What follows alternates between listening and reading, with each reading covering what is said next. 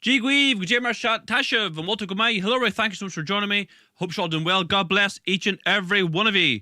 So we are live here tonight. We've got a very special guest ready to come on. He's waiting there patiently on the other end. Mr. Eugene Jordan from Galway, the absolute expert in the mother and baby homes scandal in Tuam.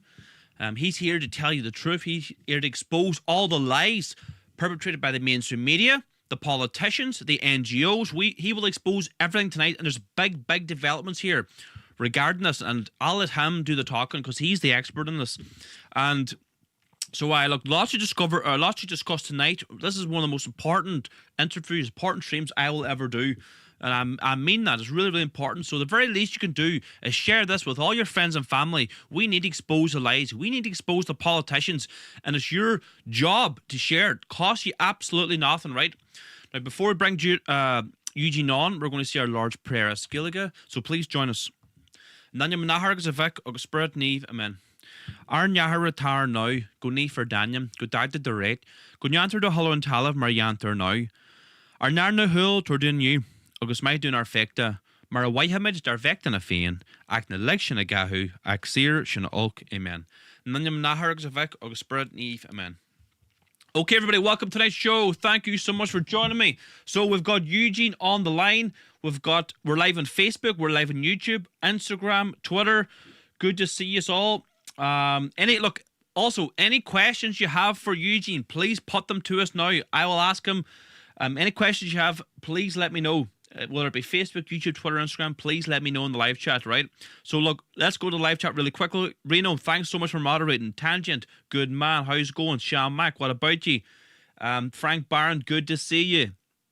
Justine or Justin Fleming, good to see you. Derek, how you doing? Citizen Mickey, how's it going? Era 1014, good to see you. Mickey O'Sullivan, what about you? Robert McGuire, thanks for joining us. Let me head over to Instagram really quickly. We're doing live there too.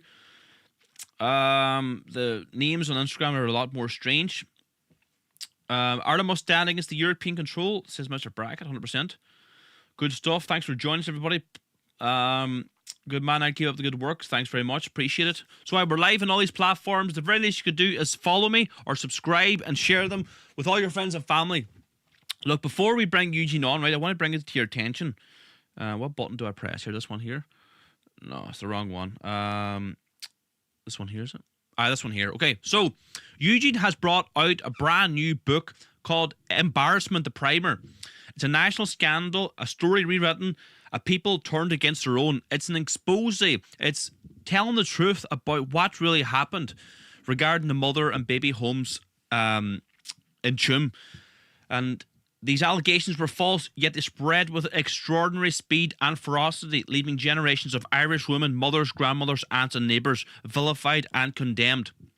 The book is available on our shop. If you want to get the book, click the link in the bio, get it now. And now any proceeds that come in from this book will go directly towards producing a high-quality, professional documentary.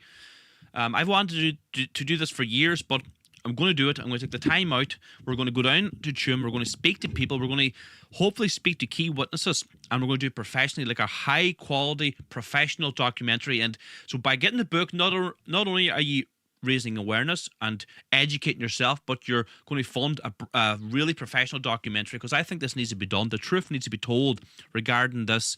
It's an attack on our ancestors, attack on the good men and women who tried to help these wee children. And, you know, Ireland was going through a terrible Ireland was impoverished at the time, but I'll let Eugene do all that talking, right? So you can get his book, link in the bio, no matter where you're watching, right? Look, without me rambling on about too much, let's bring on the main man himself. I want to just get this call sorted here. Share audio while... Don't share audio. See, I don't know, do I need to press that? Because I think I do need to share audio. Here too. I think I do need to share audio. I don't know. Hold on, I'm on here now. Let's see. Toggle full screen. Just give me a second, everybody. That should be it there now. Eugene, can you hear me? Hello now, I can indeed. No, I can't hear him. Hold on. Sorry, Eugene, I can't hear you now. Hold on, I'm on it here. Had you beforehand, now I don't have you. Do you hear me now, Eugene? Or you can hear me. but I can't hear you. Let me change the settings here, Eugene. Sorry, I don't know why it's all of a sudden. Do you hear me now, Eugene? Check 1, 2. Or can I hear you? Why is that? Why is that? The mic? It's not the microphone. No, it's not. It's not you, Eugene. It's my. Let me call you back, right? Just let me hang up and call you back because I've done something there and it's just not working right. Let me just call you back, right? Sorry about that, everybody. Before that, we did a test beforehand and it was working. Then it was asking me some prompt about sharing audio. Just give me a second. Sorry about this. Let's try again, all right? Let's try again. See, I can't hear him. Oh, here. I'll tell you what's wrong. My mic. That's my fault. You just could probably hear him. Hello? Do you hear me, Eugene? Sorry. It was working. My speakers were down. That's the problem. Sorry about that. Hold on now. Let me see. What button do I press here now? Sorry, give me a second here, Eugene. Interview screen. I just hold it sideways if you can, Eugene. Yeah, no, you're upset. You were in portrait upside sideways. My phone, don't worry about it. We carry Hold on, man. The audio was still not. Hold on a sec. The audio was still not coming into the speaker. Hold on, default. Why? Sorry, hold on, man. Eugene, because the audience can't hear you. I can hear you, but the audience can't hear you. Why is that? Hold on, man. It's here. This audio monitor off. There we go now. I think I finally got you. Now, can you center yourself on your phone, please? Just to have you in the middle. Can you make sure you're in the middle of the screen, Eugene? Come on. How's that? I think that should be alright there now. Just give me a second, Royce. I want to make sure this is perfect here. So widen this wee bit here. Sorry, everybody. Right. We've got Eugene now. I think we can hear and see you. Right, Eugene, look, thanks so much for joining us. Hopefully the audio should be okay. Just say something there now, Eugene, make sure audio's okay. Yeah. Thanks for having me on. It's a bit quiet, but no, I think the audio should be coming in good there now. Please let me know in the live chat, is the audio okay? So, Eugene, just very briefly, I suppose, just introduce yourself. Who are you? What is your background? And why did you get into this whole thing? My name is Eugene Jordan. I'm a historian. I studied history in college, and I have a first-class honours degree in history, psychology. I have a master's degree in information technology, and I have a degree in science. Now, probably what makes me unique as a historian is that my mother was a nurse in Maryland Park way back in the 1950s. And I grew up in a house where all our friends used to come in and they talked medicine. So I know a certain amount about medical issues and various conditions. And when this scandal started, they were all saying that marasmus was evidence of starvation. Now, I looked it up and I found that it wasn't evidence of starvation, yet it was being paraded as gospel, that marasmus was evidence that children were starved to death. Now in Tuam, only 18 of the 796 death certificates say that marasmus was the cause of death. So if the nuns were starving children to death, there would be a lot more than 18 certs with that on it. No, it clearly isn't. And when the Commission of Investigation came along, they engaged some medical experts, and the medical experts confirmed that marasmus is not evidence of starvation. Despite that, Catherine Corliss and others are still going on TV documentaries and all sorts of TV interviews and saying that children were starved to death, even though it has been proved comprehensively that not one single child was starved to death in any one of the institutions. 100%, Eugene. So there's been significant developments over Tuam over the weekend. There was a press release there on Friday. What's the significance of this? There's an excavation going on in Tuam. If you remember, there was big ballyhoo there. They had to change the law in order to be able to exhume the bodies that are in that or on that site. So they have the Office of Direct Intervention for Tuam, and it's led by a man called Daniel McSweeney, who's a former Red Cross man. So he's overseeing this, but there's a forensic investigation going on now to discover if the children are buried in a septic tank or not. Over the burial ground where the septic tank or the chambered structures are is only a small part of what was marked out on the old maps. It's only about 1/3 of the size of the cemetery that was originally there. Now, we didn't know whether that map was accurate or not, but it turns out this weekend that map is extremely accurate, And at the very edges of that cemetery, they've discovered 33 infants in coffins in a cemetery. So that means that Galway County Council, who were the owners of the site and who built a housing estate, demolished the workhouse and built a housing estate in its place, built over a children's cemetery deliberately. Shocking. So they knew exactly what they were doing, and they built on top of the cemetery. And no, that shouldn't have happened. Of course. I'm assuming that they bulldozed the cemetery. What happened to all the bodies, maybe that they came across? Well, these 33, they obviously missed those because they were at the outer edge of the cemetery. Right beside it, they have discovered a trench 3 meters wide, which is full of debris from the demolition of the old workhouse. So they're obviously using it as a dumping ground, part of it. And the other part of it right beside it, which was burial ground, no human remains have been found there so far. So the theory has long been held that the council bulldozed that part of the cemetery and they dumped all the bones in what we call a septic tank, but it really is 20 chambers.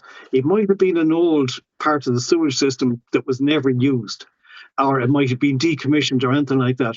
But it does appear as if that possibility has increased tenfold. Its likelihood of being true is increased tenfold. But what we know for certain is, absolutely certain now, is that the Galway County Council built over a known cemetery.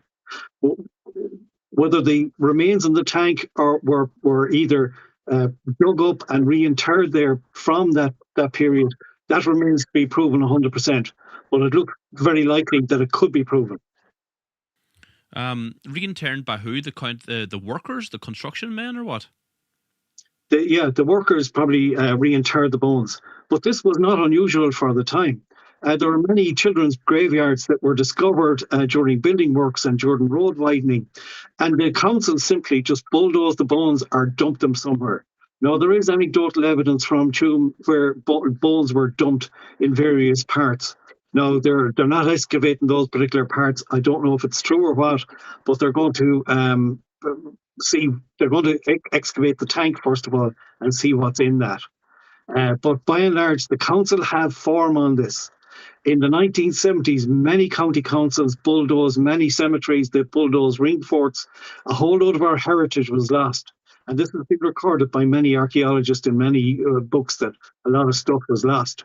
But it was traditional, even in the folklore collections, that people used to go out and collect the bones when the council had dug them up and reinter them themselves. Because a lot of these burial grounds had died out from the local memory and they were only rediscovered again very recently. So for this reason, it was common just to bulldoze over anything rather than allow it to delay the project. Wow. So just zooming out a wee bit here, Eugene, we've been told constantly by the mainstream media, the politicians, that nuns and priests were starving and killing and murdering wee babies in these mother and care homes, dragging women in there against their will.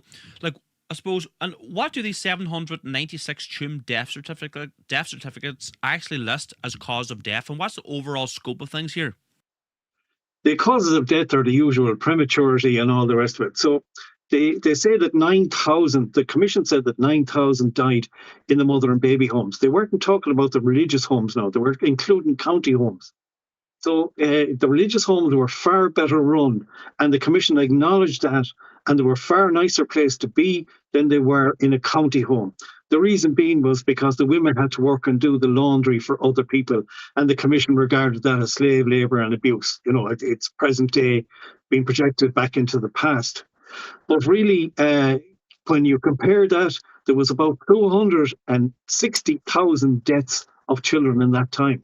So the children in the mother and baby homes died from the exact same causes as the children out in the outside mother and baby homes. Even children born to married parents, they all died of the exact same diseases. So there's nothing unusual there. What they try and concentrate on is the higher than average mortality rate, which commits a base rate fallacy. Now, in these days, you would never get away with that kind of reporting on statistics. You have to weight it against the kind of patients you have. If you have high-risk patients in an institution, they're going to have a higher rate of mortality.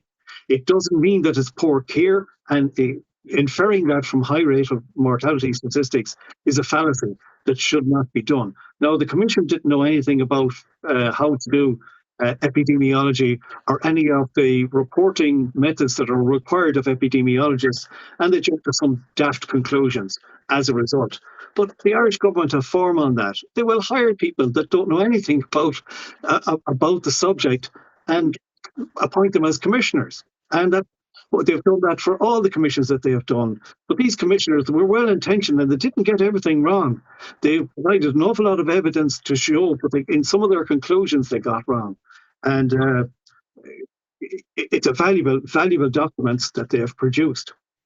In one of those documents, the fifth interim report, they asked the Gardaí to investigate. The Gardaí investigated the Tuam site in 2014. Now, you will still see people on social media saying, oh, call in the guards, there was a crime committed. There was no crime committed. The guards examined the maps for the burial grounds, and they concluded that some of the burial ground was under gardens of the houses that were built, and it was under the driveway. So the Gardaí have confirmed what has now been confirmed by the excavations in Tuam, that was the cemetery, and that the cemetery was built over. We now know that for a fact. Wow.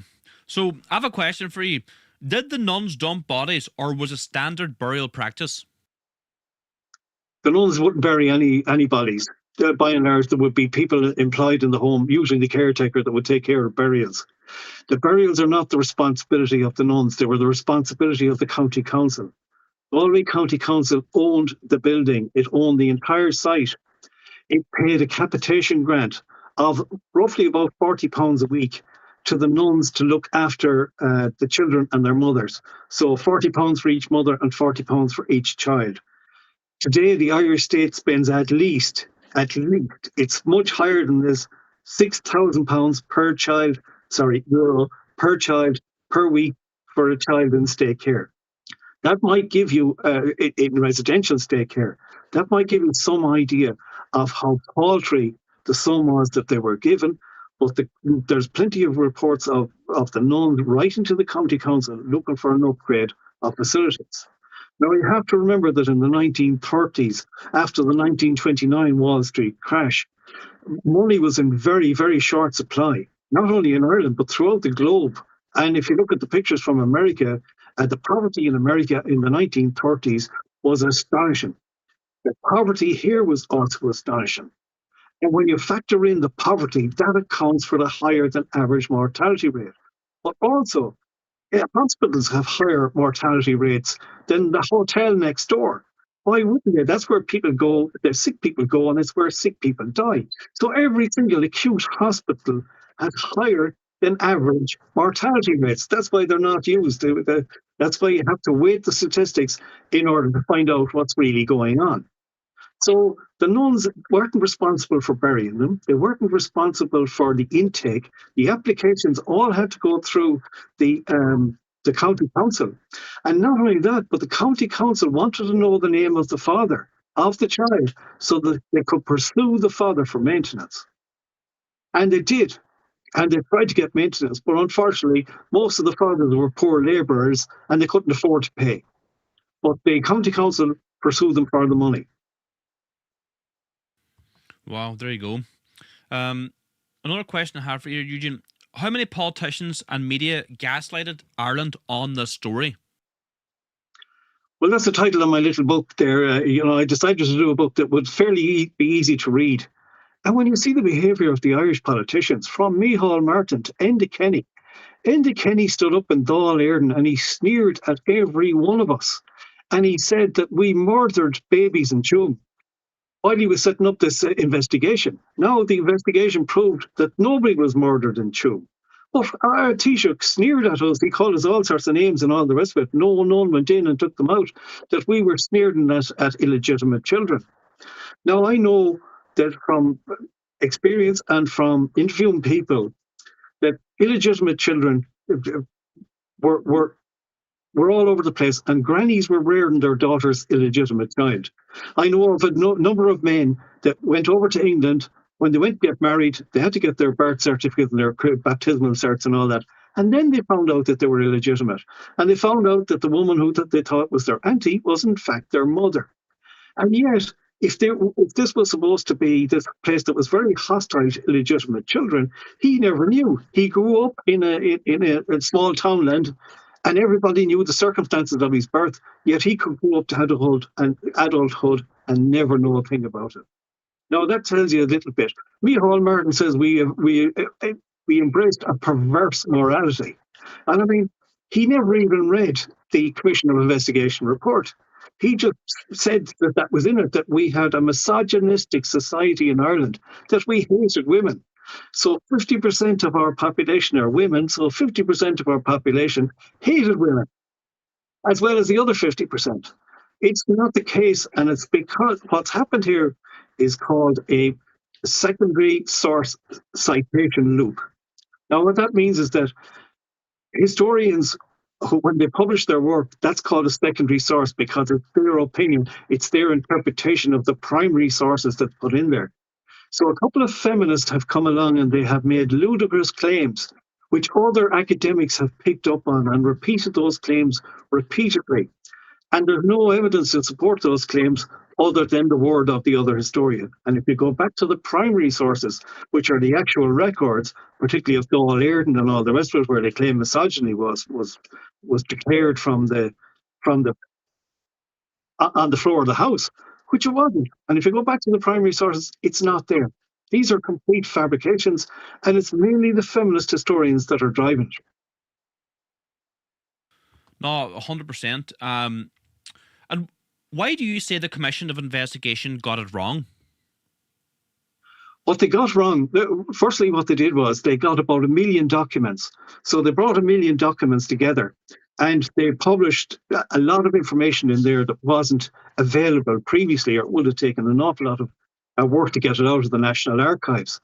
So for that, they have to be praised, and for telling that marasmus was not starvation. So there was a lot of stuff in there that they got right, but they didn't have the medical expertise to make judgments. And in one paragraph of the executive summary, paragraph 12, they allege that mother and baby homes didn't save lives, that they cost lives, which is absolute nonsense. And it fails any one of the epidemiological reporting methods. None of them are used because they didn't know how to use them. So there are little things like that. But the idea that we're a misogynistic society is nonsense. That wasn't in the report at all. Yet the teacher gaslights everyone. Now, to gaslight people is to make them doubt their own sanity, to make them doubt their own memory, to make them appear like fools. So this is exactly what the Irish government have done to the people of Ireland. And it's just astonishing. If Enda Kenny or Micheál Martin had done that sneer at any other nation on earth, I think they'd have got the boot out the door straight away. But why have we still got these lunatics running our country? 100%. So I'm here with Eugene Jordan, the expert in the mother and baby care homes. He's exposing the truth here. So really important to share these videos with our friends and family. We are exposing what's happening, exposing the politicians, the government, the NGOs' lies. Look, Eugene, you're the expert on this. Is there anything else we need to discuss or any other lies we need to write here? Oh, we'd stay going for hours and hours. Right. There's plenty of lies in it. Now, a lot of people will say, what about the survivors? What about their stories? A lot of those stories are untrue. There are some people out there trying to make a name for themselves. Now, I don't want to start naming them because I just don't think it's right. I think what should have happened is that the academic historians should have stood up and said, this is not right. This is not true.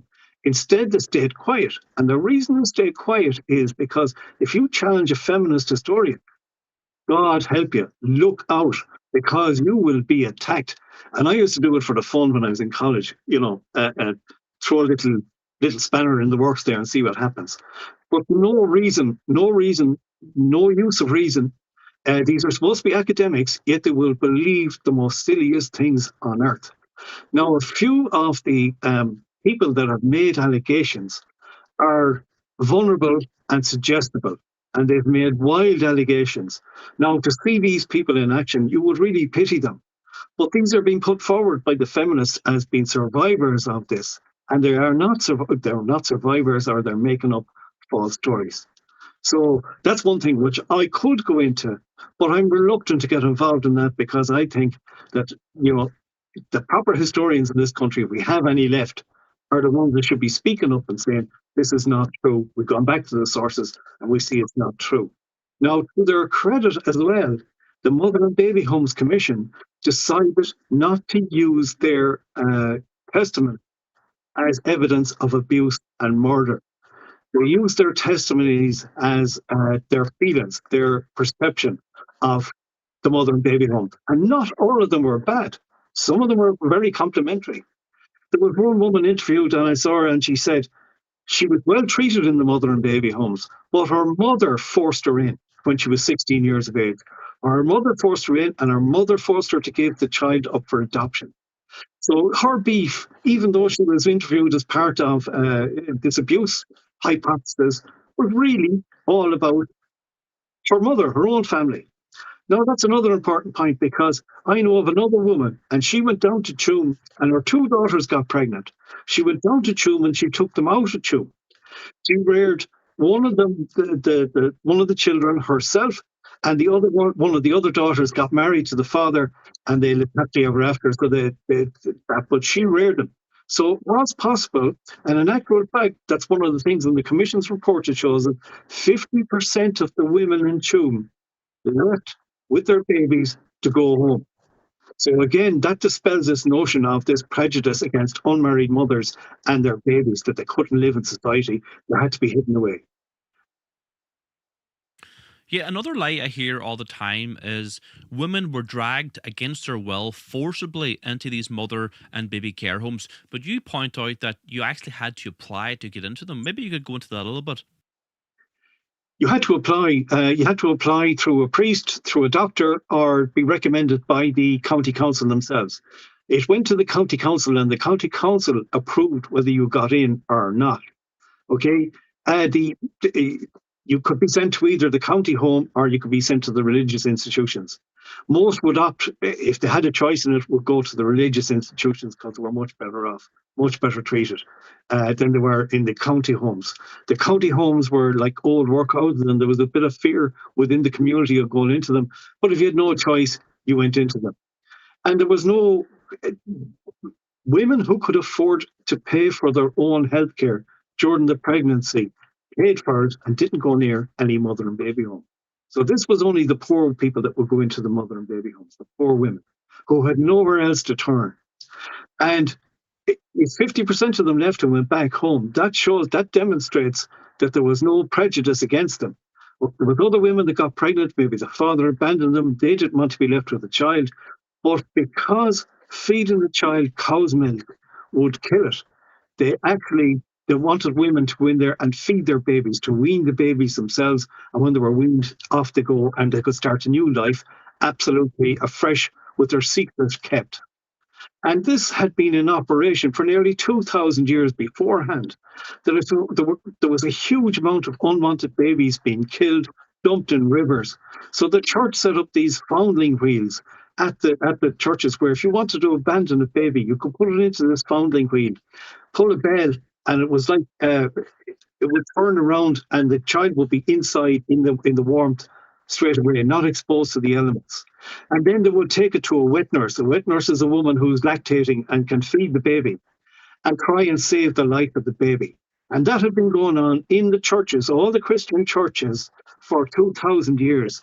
And this was just an extension of it, because they found that the idea was that they would rear that child as a Christian, but they couldn't find enough foster parents the demand was so high, so many children were being born and abandoned, that they set up orphanages. So they had to set up orphanages, and then they had to do residential care and rear them until they're 16 years of age. Now, this is another important point. If this was, as Dermot Ferreter, one of his headlines said, that the state and church colluded to get rid of an embarrassment to Catholic Ireland. Now, if this was true, why on earth were they? Why didn't they just dispose of them? Why were they rearing the kids, sending them to school in Tuam, and keeping them until they were 6 years of age before they got them fostered out? Like, it doesn't make sense. It makes absolutely no sense, and you wonder just what's between the ears of some of these politicians. Yeah, and these historians, like you say, so-called historians, like I think it's another attack on the Catholic faith, attack on our. It's a form of self-loathing, a form of self-hatred. You hate your past, you hate the people who've gone before you, and there really, like, the Catholic Church has been attacked a lot in Ireland, and this is just another attack, and they've been very, very successful in it. That's why I'm pushing back. And so Eugene Jordan has a book. He'll talk about it now in the next wee segment. You can get the book on our shop. Click the link in the bio, and any proceeds that come in from the selling of the book will go directly to a professional documentary.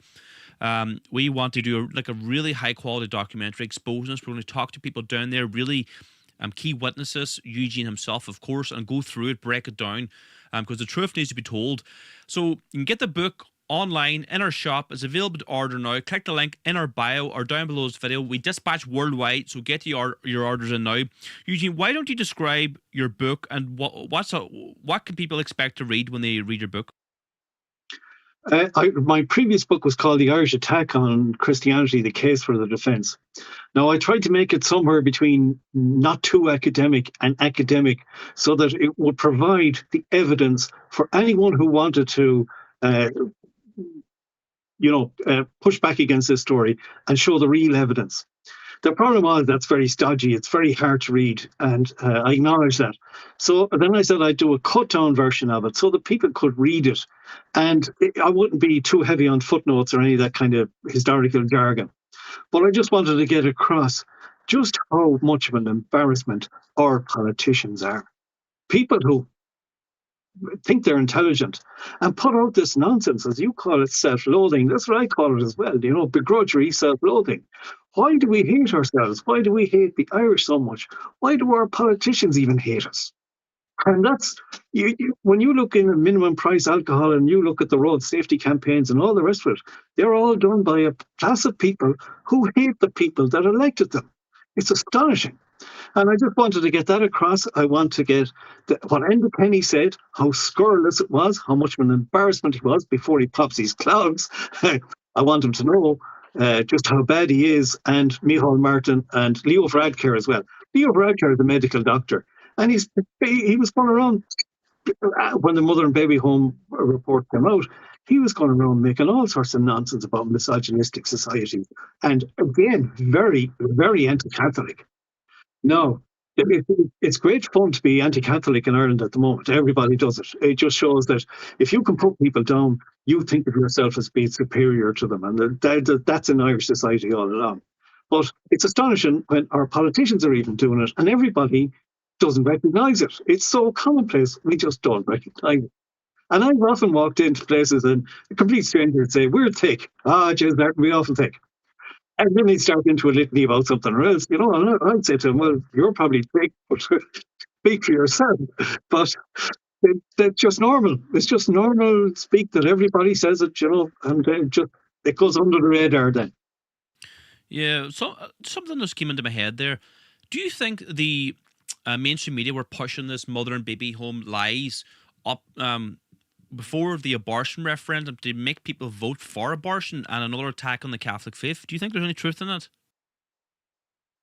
I'm not sure, but certainly anti-Catholic sectarianism is rife in Ireland, and it's rife in the media.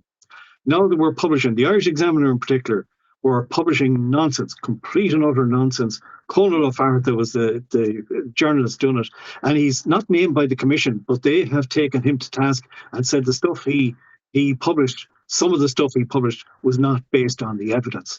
And a lot of that in the Irish Examiner was complete rubbish. Even the Irish Times regards itself as a high quality newspaper, but it was a gutter rag, a really gutter presentation in all the stuff it has done. It's not a paper of record, as they like to claim.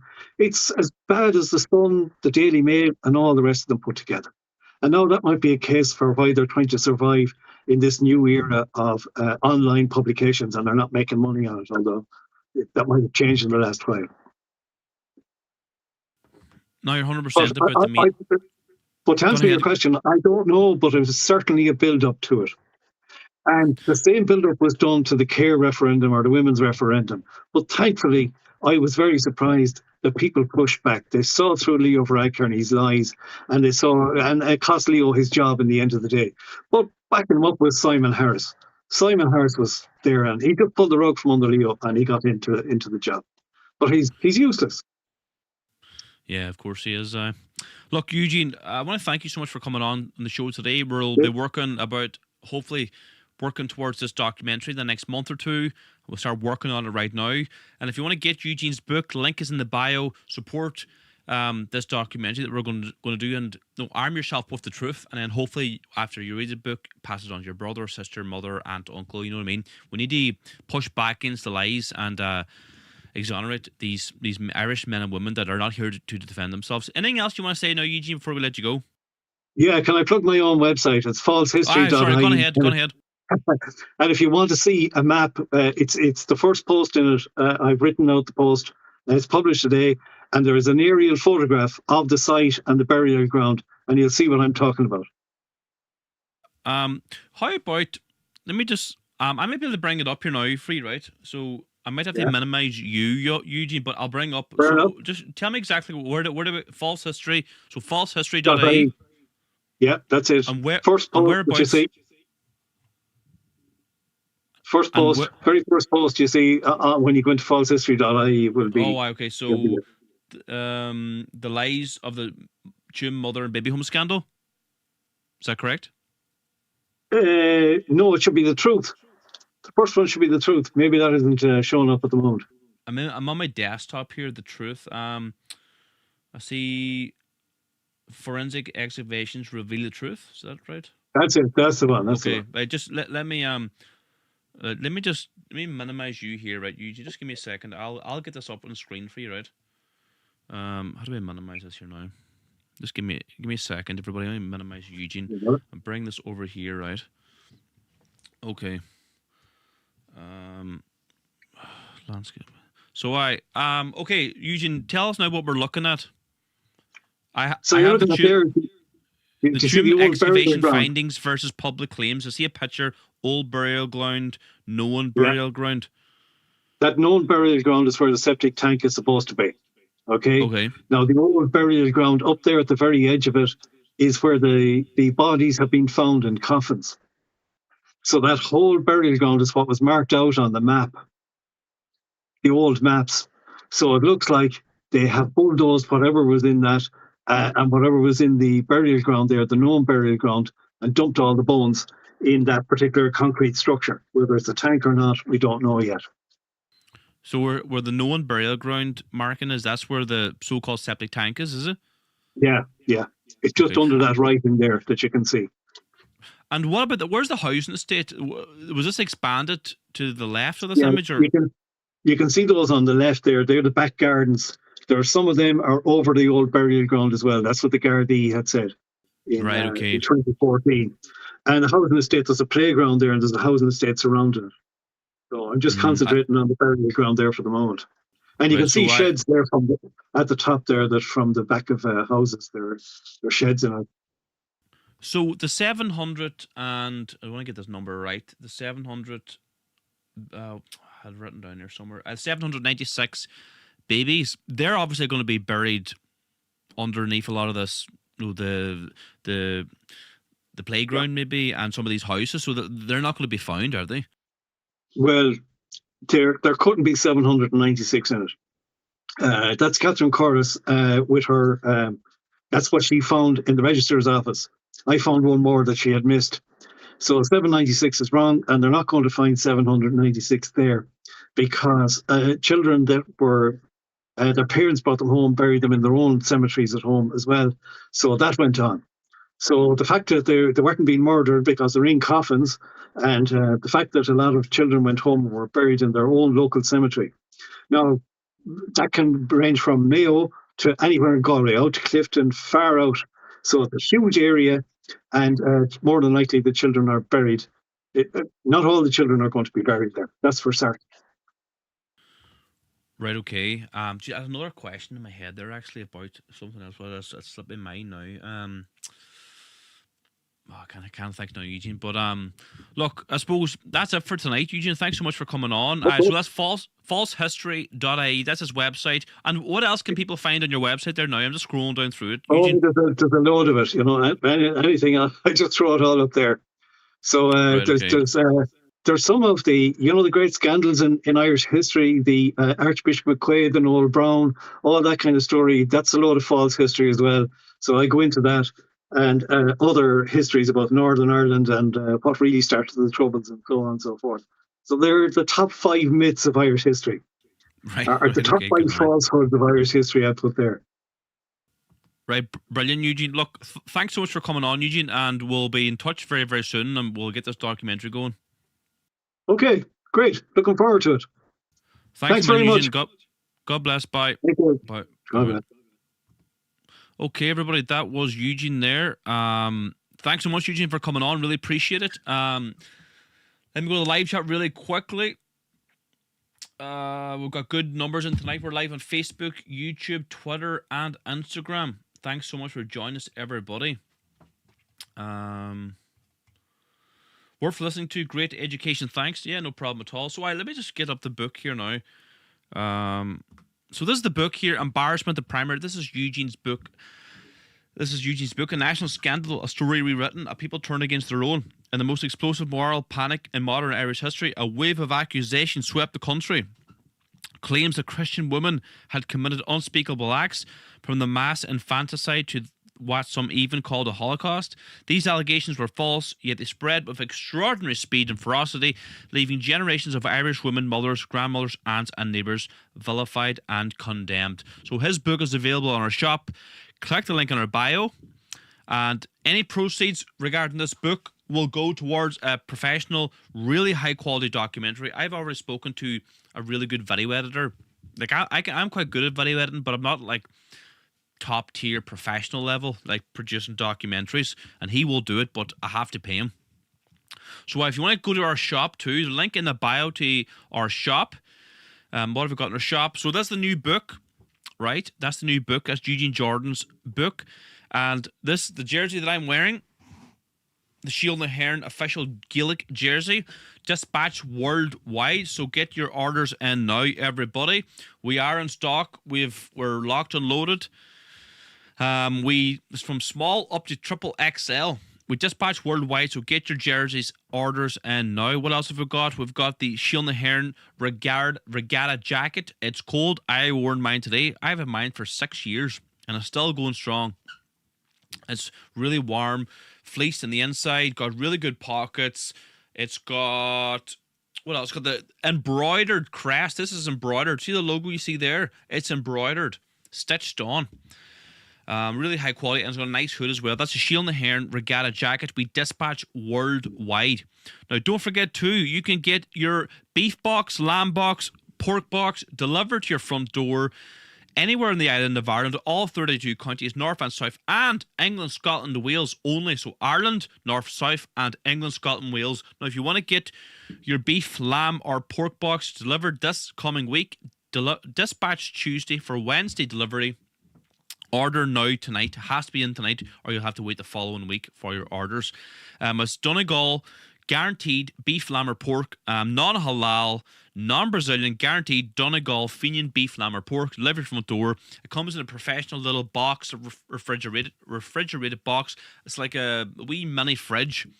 So that's our butcher box, Irish beef and lamb boxes delivered to your front door. And the Irish language publications as well, we've got them. Back in stock is the Dewey Reams Holy Bible Leather. This is a very popular book, really beautiful, high quality, genuine leather Bible. Really, really nice. And it's got like a gold fringes or whatever, gold outside part as well. Really, really nice. That's the Bible that I have. Reams Catholic Bible. And we've got new stock as well. We've got our Make Ireland Great Again hat. What do you make of them? I don't really wear hats myself, but I think they look quite good. Please let me know in the live chat what you think. Orders now dispatch worldwide. And you get all sorts of wonderful things. We've got lovely shield and the hair and ties too. I love these ties. I wear them quite often. You see the Celtic crosses on them, shield and the hair, the logo, the harp, and the green, white, and orange. Really, really nice. So that's the shop. Now, you can also join as a member of our political movement, Shield and the Heron, Ireland's fastest growing Christian nationalist movement in the whole island of Ireland. Join as a member now from anywhere in the world as the beautiful membership badge you receive. You also get this Who We Are booklet describing what we're all about. And the historic 1916 framed proclamation and the Irish tricolour flag and the membership card. That's standard membership. There's also gold membership tier.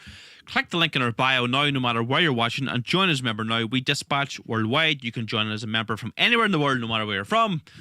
Okay, everybody, how's it going in the live chat? Thanks so much for joining me. My name is Niall McConnell from Castlefin, County Donegal. Check out our shop. Join as a member now. Get involved in real-life political action. Jared Bradley says, good live now. Thanks very much. Conal McCann, good to see you. Kajima Tattoo night. Tamiko Brad, Sean.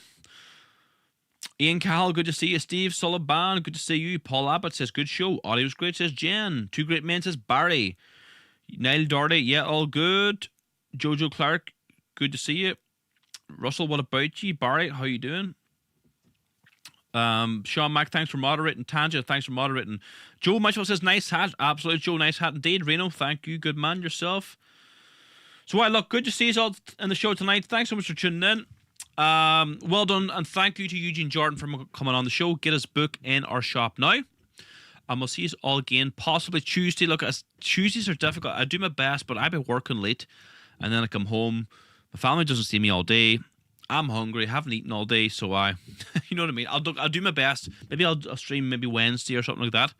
So thanks so much for tuning in, everybody. I really appreciate all your support. We'll see you again soon. God bless you all. Aaron Gobra.